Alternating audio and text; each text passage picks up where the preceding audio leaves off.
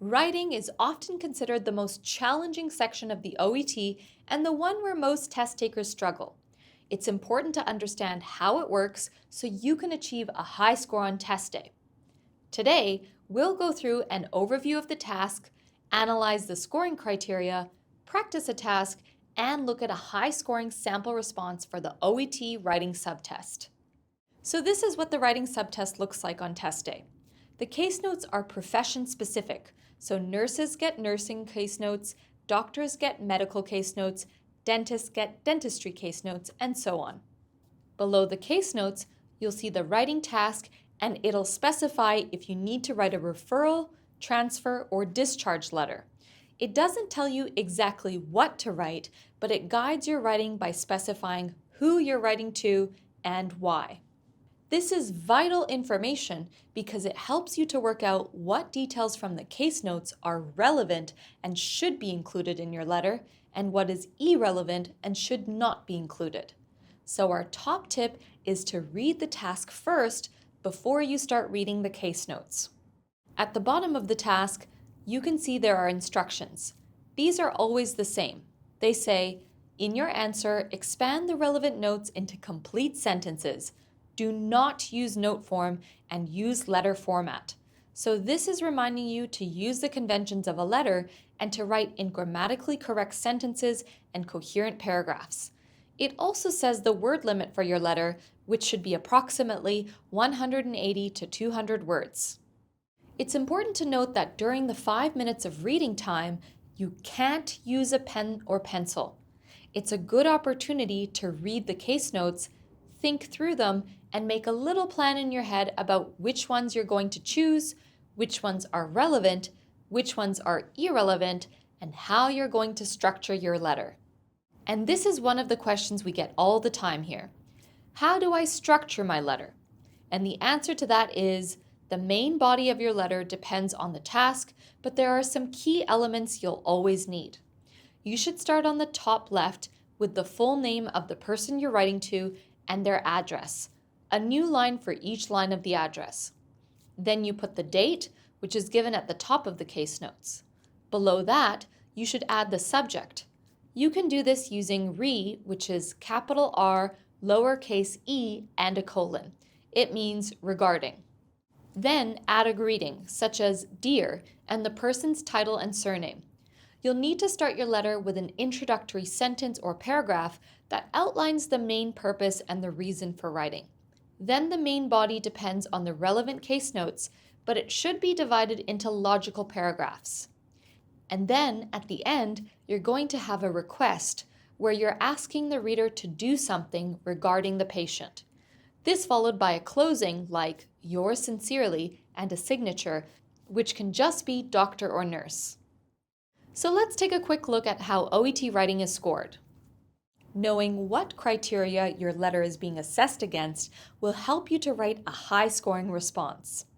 There are 6 OET writing assessment criteria, each scored from 0 to 7. First is purpose. The purpose of your letter needs to be immediately clear, and the purpose also needs to be expanded sufficiently. Next is content. The content of your letter must be appropriate for the intended reader, and it needs to cover the key information that person needs to know in order to continue the care of the patient with no necessary information missing. For conciseness and clarity, the length needs to be appropriate with no irrelevant information included. Then there's genre and style, whether the writing is appropriate for a formal medical context. Organization and layout are also assessed, so you need appropriate paragraphing with a logical order of information. And finally, language, which looks at your spelling, punctuation, vocabulary, and grammar. Remember, a high-scoring response demonstrates clarity, coherence, and precision. Avoid irrelevant details and focus on the most important information that the recipient needs. For more information on the scoring for OET writing, head to e2language.com and sign up for an OET Test Preparation course. Available are explainer videos that go into detail and give examples for the OET writing criteria. Also available is heaps of writing practice, Sign up for free today. Now let's look at an example task. Let's start by reading the task instructions in full. Remember to focus on who you're writing to and why. This task says, using the information in the case notes, write a transfer letter to Mr. Avery, head nurse at Green Hill Nursing Home, outlining Mr. Carter's relevant medical history, hospital treatment, and ongoing care needs. Address the letter to Mr. Paul Avery, head nurse, Green Hill Nursing Home, 45 Maple Street, Green Hill. In this case, you can see that you're writing to a head nurse of a nursing home, and why you're writing is for transfer of a patient, outlining Mr. Carter's relevant medical history, hospital treatment, and ongoing care needs. So in this case, the head nurse doesn't already know the patient, so they'll need to know some background information about the patient's condition and why they need nursing home care at this time. Now let's go over the case notes and see what's relevant to this transfer letter. As I mentioned, you need to include the date in your letter, so that's definitely relevant. And in the subject of the letter, you need to identify the patient with their name and date of birth. You may also mention the patient's age, as that's a factor in this transfer. Let's look at the social background. Is there anything here that relates to Mr. Carter needing nursing home care? Yes, he has no family nearby and he resides alone in a level 3 apartment with no elevator. We could also mention that prior to the medical incident, he was independent. Is the past medical history relevant? Well, we can see those issues are being managed with medications, and at this stage, it doesn't seem like they resulted in the current health incident, so probably not. The presenting complaint for when the patient was admitted to hospital is certainly relevant, including all the subjective and objective details, and of course the diagnosis. In terms of treatment, the reader will need to know what treatment was given and that the patient now has no further dizziness or palpitations, and their vital signs are normal, meaning the patient is ready for discharge. And it will definitely be important to mention the concerns, as these will show why the patient needs a transfer to a nursing home rather than being discharged to go home. So now that we've identified the relevant information from the case notes, we can start writing the letter. Let's start with the name and address that the letter should be addressed to, which we know from the task is Mr. Avery, the head nurse at Green Hill Nursing Home, 45 Maple Street, Green Hill. Then the date from the case notes, 15th of May, 2024. Then we need a clear subject line. Discharge and ongoing care for Mr. Edward Carter. Then we need a greeting to the recipient. Dear Mr. Avery. In the opening sentence, we need to clearly state the purpose of the letter. I am writing to provide details regarding the discharge and required ongoing care of Mr. Carter, an 84-year-old patient. We can then summarize the medical incident and that he's now ready to be discharged. Who was admitted to Green Hill Hospital on the 10th of May, 2024, following a fall at home. He is now ready to be discharged to your nursing home for temporary care. Next, we can share some of Mr. Carter's background, given that the head nurse does not know this patient, such as his living situation and lack of immediate family support. Mr. Carter lives alone in a third-floor apartment without an elevator. He is generally independent, but has no immediate family support nearby. Then we can describe the circumstances of his fall, including his symptoms and the duration of his disoriented state before calling for help. He experienced a fall on 10th of May while doing household chores, reporting that his legs gave way. He lay on the floor in a disoriented state for approximately 5 hours before calling the emergency services. In the 2 weeks leading up to his fall, he reported a single episode of nausea, vomiting, mild palpitations, and dysuria. Next, we can cover his condition upon admission, including his vital signs and the results of the urinalysis. Upon admission, he was confused and febrile with a temperature of 38.3 degrees Celsius, elevated blood pressure 150/85, and respiratory rate 25 per minute. Your analysis confirmed dehydration and electrolyte imbalance. Next, it makes sense to outline his treatment and subsequent stabilization, which were treated with IV fluids and electrolyte replacement therapy. His condition has since stabilized with no further dizziness or palpitations. His vital signs are now within normal ranges. But we need to show why he requires ongoing care despite the successful treatment. So we should note his ongoing episodes of confusion and reduced mobility. Despite clinical improvement, Mr. Carter has displayed occasional episodes of confusion, raising concerns about his ability to live independently. His mobility remains reduced, and he will require encouragement to engage in at least 30 minutes of physical activity daily. Finally, we need to make our request for temporary care at the nursing home and ongoing care, which in this case would be monitoring his cognitive function and mobility. Additionally, a full assessment of his capacity to return home safely is recommended. Given his circumstances, temporary care at your facility will be beneficial for his recovery and assessment. Please continue monitoring his cognitive function and mobility and provide support as needed. Then we can close the letter with an offer to provide further information if needed. Should you require further information, please do not hesitate to contact me. And of course, we need a closing. Yours sincerely, and we can sign off with Dr. Greenhill Hospital. And that's our letter complete. We included all of the necessary information for the head nurse, and we didn't include details irrelevant to the situation. Now it's time for you to practice and have a go on your own. Are you ready? You'll have 5 minutes to look at the task and case notes. If you want, you can download them from the comments or description. Then, you have 40 minutes to write your response. If you'd like to practice this task later and skip to the high-scoring sample response right now, skip to this time in the video. Okay, ready? Start now.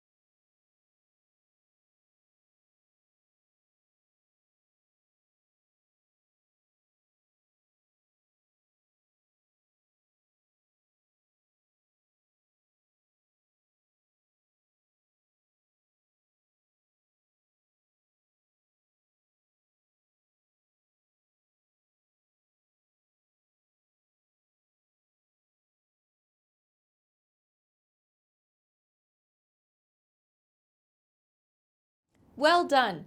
Time goes quickly, doesn't it?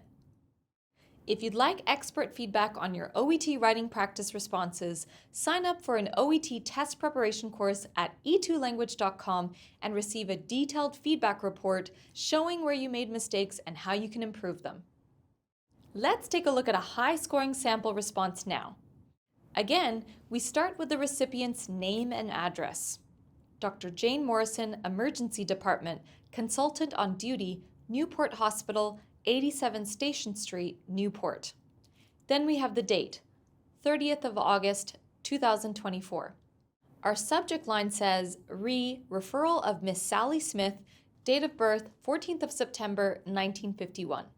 Then we begin the main part of our letter with a greeting. Dear Dr. Morrison. Our opening says why we're writing. I'm writing to refer Miss Sally Smith, a 72-year-old patient who requires urgent assessment and management for a suspected ongoing hypertensive crisis.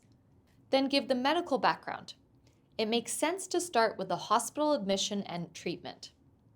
Miss Smith was recently admitted to Bright Valley Hospital on the 23rd of August 2024 due to severe dizziness, nausea, headache, and blurred vision.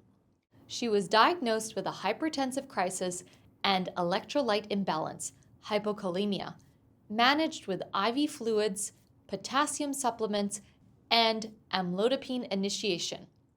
She was discharged on the 25th of August 2024 with instructions for home monitoring. Then we need details of the nurse home visit and what was identified at that time. During my follow-up nurse home visit on the 30th of August 2024, Ms. Smith reported persistent dizziness, fatigue, and occasional blurry vision. Her BP remains significantly elevated at 185/105, and she appears distressed. She is compliant with her medications, including celecoxib, atorvastatin, escitalopram, and the recently added amlodipine. Given her ongoing symptoms and history of possible kidney impairment, I am concerned about an inadequate response to treatment or worsening renal function. Then comes the request, what we want the recipient to do. I recommend an urgent assessment for further hypertensive management and possible renal function evaluation. Please find attached her recent hospital records, laboratory results, and medication details. We can end with an urge for prompt attention and being available to contact for further details. Thank you for your prompt attention to this case. Please do not hesitate to contact me for further information. Then all that's left is the closing, yours sincerely, and the sign-off, registered nurse. And that's our letter finished. How did you do? Is your letter similar to our sample? Take a moment to go over your response.